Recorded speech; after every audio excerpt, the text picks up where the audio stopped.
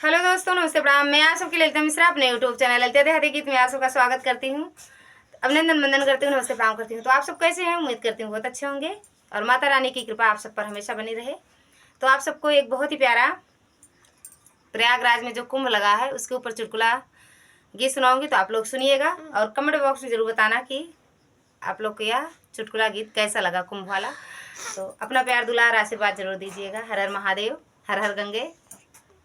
गाड़ी कैला बालम कुंभ चली हो, गाड़ी कैला साजन कुंभ चली, गाड़ी कैला राजा कुंभ चली, कुंभ चली हो प्रयाग चली, गाड़ी कैला राजा कुंभ चली, गाड़ी कैला बालम कुंभ चली।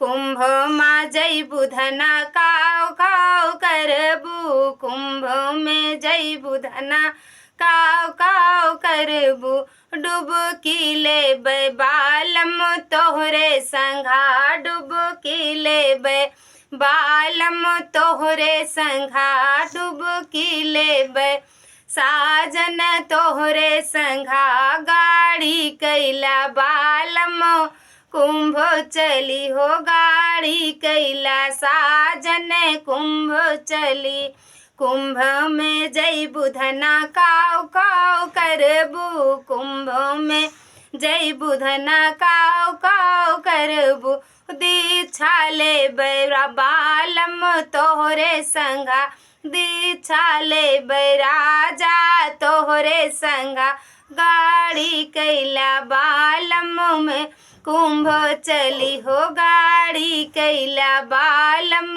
कुंभ चली, कुंभ चली हो प्रयाग चली, गाड़ी कैला राजा कुंभ चली, कुंभ में जैबू धना काव काव करबू, कुंभ में जैबू धना काव काव करबू, घूमब संगम मेला तोहरे संघा, घूमब संगम मेला तोहरे संघा, गाड़ी कैला बालम कुंभ चली, गाड़ी कैला राजा कुंभ चली, कुंभ चली हो प्रयाग चली, गाड़ी कैला बालम कुंभ चली हो, गाड़ी कैला साजन कुंभ चली। बहुत रिक्वेस्ट करते ही देखा कब ले जाती हमका।